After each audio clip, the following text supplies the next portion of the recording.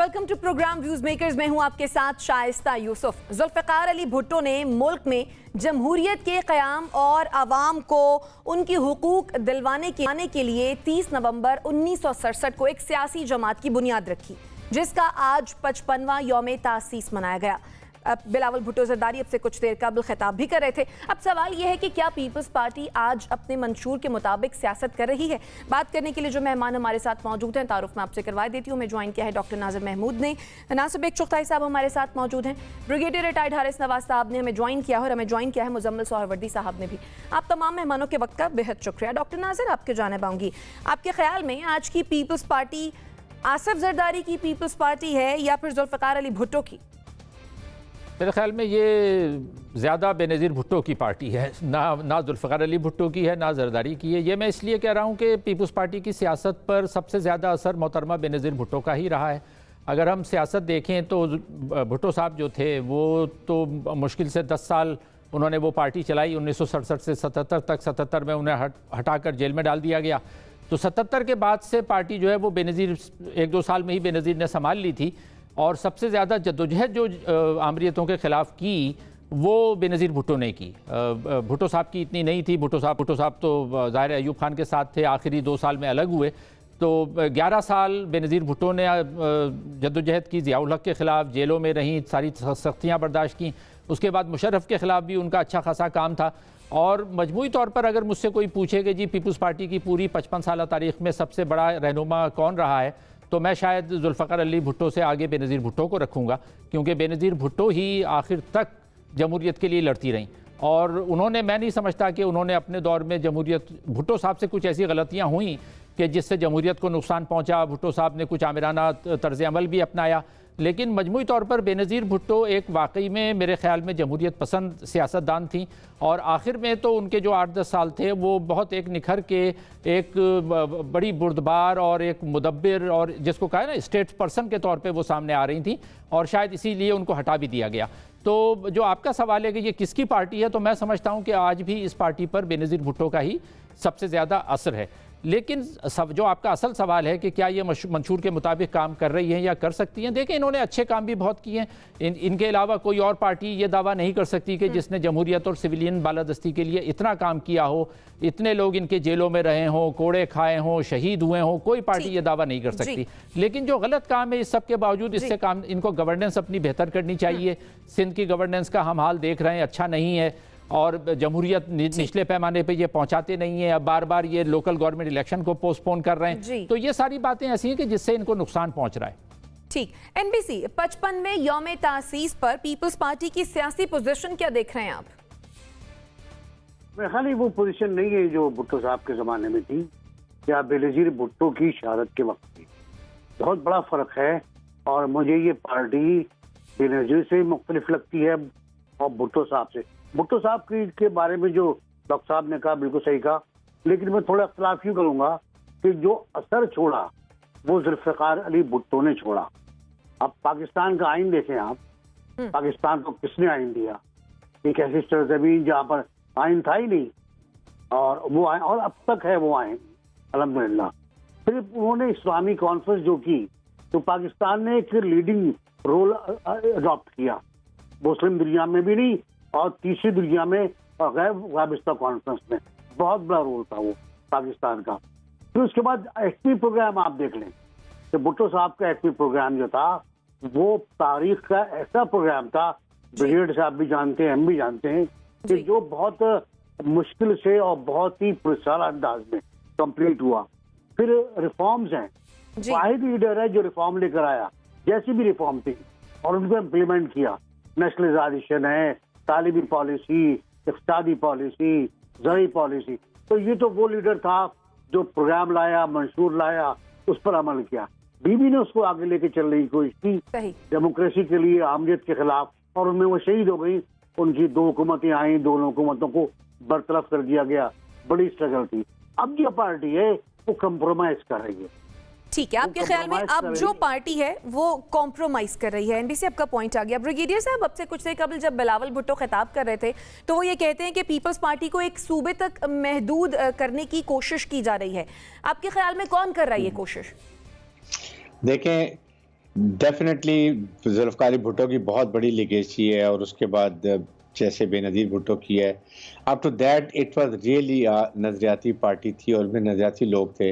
मगर आपको याद हो कि नज़रियाती जाला जो था वो मेरे ख्याल में इतना स्ट्रॉन्ग था कि जो मर्जी हो जाए they will following people party.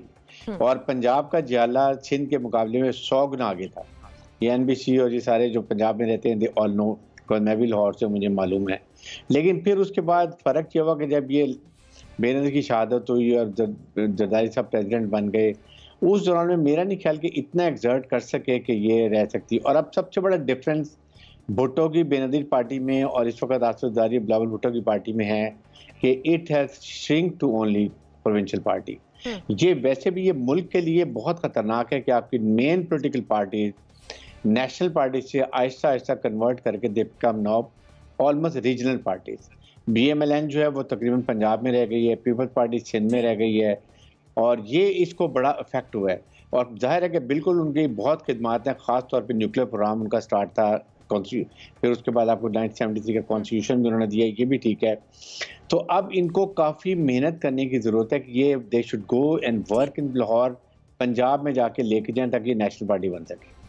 ठीक, मुजम्मिल साहब, आपको आइंदा इंतखाबात में पंजाब में पीपल्स पार्टी वापस आती दिखाई दे रही है? अब देखें, जिस सिचुएशन पे थी कि जुल्फ़िकार भुट्टो साहब लाहौर से इलेक्शन लड़ते थे, जिस पोजीशन में बेनज़ीर के दौर में थी, आज उस वोट बैंक के हवाले से तो उस पोजीशन में नहीं है। और देखा जाए तो पंजाब में वोट बैंक पीपल्स पार्टी का कम हुआ है, श्रिंक हुआ है, और अभी उसका रिवाइवल नज़र नहीं आता है। पंजाब में पीपल्स पार्टी का रिवाइवल PMLN के साथ सीट एडजस्टमेंट में है। अगर गिलानी साहब के बेटे ने सीट जीती है तो वो इसलिए जीती है कि वहाँ PMLN ने अपना कैंडिडेट नहीं दिया और अपना कैंडिडेट विड्रॉ करके उन्हें एक वॉक ओवर दिया सीट एडजस्टमेंट में। वरना अगर PMLN भी लड़े और पीपल्स पार्टी भी लड़े तो फिर पीपल्स पार्टी अपनी सीट नहीं निकाल सकती। ये सूरत हाल पूरे पंजाब में ही होगी। इसलिए अगर पीपल्स पार्टी ने पंजाब से कोई सीटें हासिल करनी हैं तो अब वो इत्तेहादी सियासत की मरहून मिन्नत है। ठीक, अब उसमें सबसे बड़ी रुकावट है कि जब वो पंजाब में फेवर मांगते हैं तो उसके जवाब में वो वही फेवर सिंध में देने के लिए तैयार नहीं होते, इसलिए पंजाब में उनका इत्तेहाद चल नहीं सकता। लोगों से जीती हुई सीटें लेकर अपनी जीती हुई सीटें दे नहीं सकते हैं। तो इसलिए मुझे लगता है कि उनका सीट एडजस्टमेंट अगर उन्हें पंजाब में करनी है, कोई रिवाइवल करना है, तो उसके लिए उन्हें अपनी पाई सिंध जो उनका एक मजबूत पाई है उसमें से शेयर देना पड़ेगा बाकी जमातों को, जिसके लिए वो अभी तैयार नहीं नज़र आते।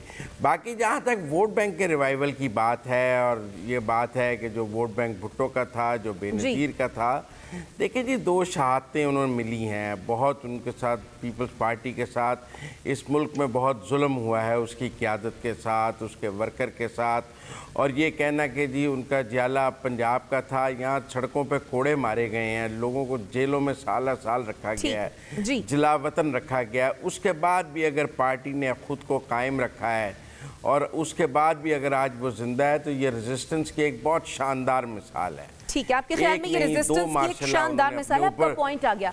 ठीक है नाज़रीन, छोटी सी एक ब्रेक लेते हैं और फिर वापस आते हैं। स्टे विद अस।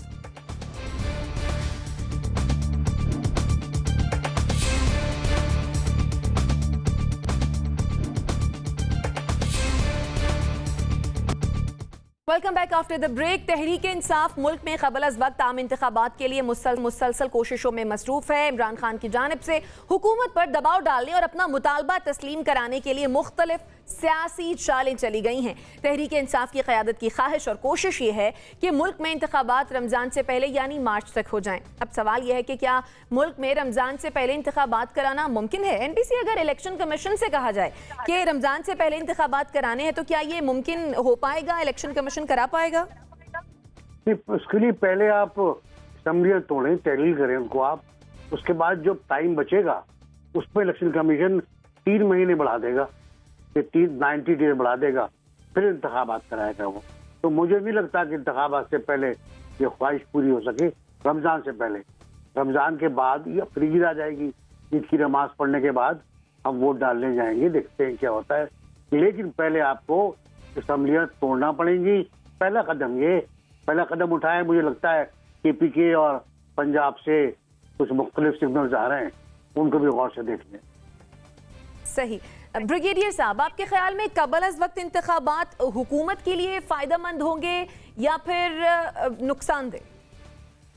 नहीं, हुकूमत के लिए तो डेफिनेटली नुकसानदेह होंगे, इसलिए कि उनको अभी तक आवाम को सेल आउट करने के लिए कि हमने परफॉर्मेंस किया, वो उनके पास कोई ऐसी सॉलिड ग्राउंड्स नहीं है, रीज़न नहीं है। ना महंगाई कम कर सके, ना पेट्रोल डीजल कम कर सके, ना गैस और बिजली की प्राइस कम सके, ना आवाम को रिलीफ दे सके। ये तो reality, that is the reason कि वो भी इलेक्शन नहीं कराना चाहते।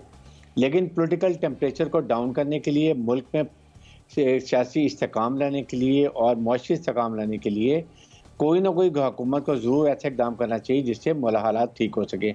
और मेरे ख्याल में अगर वो फरवरी या मार्च में अलग असम्बली डिज़ोल्व होती हैं, इलेक्शन अनाउंस होते हैं, फिर उसके बाद ईद के बाद जो है ये पॉसिबल एक हो सकती है कि इलेक्शन हो जाए और जून से पहले नया बजट बने, जो नई हुकूमत को मैंडेट मिले वो आगे बनाए। This is a possibility. लेकिन इस वक्त कोई ना कोई सियासी जमातों को बैठ के सियासी मेच्योरिटी दिखा के हाल निकालना चाहिए, इसलिए कि इस वक्त आर्मी ने भी कह दिया establishment we are apolitical, we are not coming into it, so they find solution themselves. सही। लेकिन डॉक्टर नाजिर, क्या कबल अज़ वक्त इंतखाबात हुकूमत को सेफ एग्जिट नहीं दे देंगे कि वो तो ये कह सकेंगे कि हमें तो मौका ही नहीं दिया गया कि हम डिलीवर कर पाते? नहीं, मौका तो इनको मिल रहा है और यही वजह है कि ये लोग इंतखाबात नहीं कराएंगे और कराने चाहिए भी नहीं। यानी मुमकिन तो है लेकिन मुश्किल बहुत है, और मुश्किल इसीलिए है कि देखें असम्बलीज अभी चल रही हैं और मैं नहीं समझता कि मुल्क में इस वक्त कोई बहरानी कैफियत है। आईनी तौर पर यह हुकूमत बनी है, इमरान खान साहब पिछले 6-8 महीने से मसनूई तौर पर बहरान पैदा करने की कोशिश कर रहे हैं।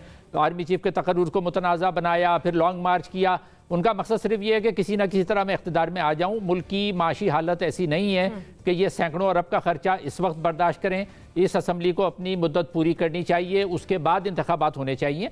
लेकिन ये मुमकिन है कि हुकूमत ये फैसला कर ले कि जी अगले बजट से पहले वो असम्बलियाँ तोड़कर जो केयरटेकर गवर्नमेंट है उससे बजट वो बनवाए, क्योंकि अगला बजट फिर सख्त होगा और उसमें मजीद महंगाई बढ़ेगी जिसका नुकसान मौजूदा हुकूमत को होगा। तो मुझे ये लग रहा है कि शायद बजट से पहले हो जाए, लेकिन ये रमज़ान से पहले नहीं होंगे। ठीक है। मुजम्मिल सोहरावर्दी साहब, क्या लगता है बर वक्त इंतखाबात अगर होते हैं तो क्या तहरीक इंसाफ को अपनी मकबूलियत में कमी का खदशा है, इसीलिए वो चाह रही है कि कबल अज़ वक्त इंतखाबात हो जाए? ये तो मुझे नहीं पता, क्योंकि आवाम की राय कब बदले। 2021 में इमरान खान की मकबूलियत कम थी, 22 में इमरान खान की है, 23 में क्या हो कौन जाने, इल्म गैब तो नहीं है मेरे पास। लेकिन ये बात ज़रूर है कि आज इमरान खान साहब को पंजाब और KP की असम्बलियाँ तोड़ने का कहे 4 दिन हो गए हैं, उन्होंने तोड़ी नहीं है और कोई उनसे बात करने के लिए भी तैयार नहीं है कि आप ना तोड़ें। किसी हुकूमत ने उनसे कोई रब्ता नहीं किया, कोई उन्हें कह नहीं रहा। वो तोड़ना चाहते हैं, आज शाम तोड़ दें, कल तोड़ दें, पंजाब और KP में इलेक्शंस हो जाएंगे। उसके बाद फिर भी मरकज़, जो उनका हदफ है मरकज़ में इलेक्शन कराने का, सिंध में, बलूचिस्तान में, वो 3 असम्बलियाँ अपना काम करती रहेंगी। मुझे नहीं लगता कि इमरान खान अगर पंजाब और KP तोड़ भी दें तो कोई कौमी असम्बली के इंतखाबात हो जाएंगे। वो फ़ैसला अपनी जगह मौजूद है कि वो असम्बली अपनी मुद्दत पूरी करेगी। लिहाजा ये इमरान खान ने सोचना है कि उन्होंने क्या करना है। फिलहाल ऐसा कोई माहौल नहीं है कि उनके नाम आपका पॉइंट आ गया। और नाज़रीन, ये सवाल जब हमने सोशल मीडिया के सार्फिन के सामने रखा कि क्या रमज़ान से पहले इंतखाबात कराना मुमकिन है, तो 66% लोगों का ख्याल ये था कि जी हाँ ये मुमकिन होगा, लेकिन 34% लोगों का मानना ये है कि ऐसा मुमकिन नहीं है। इसी के साथ मुझे मेरे मेहमानों को दीजिए इजाज़त। अल्लाह ने के बाद।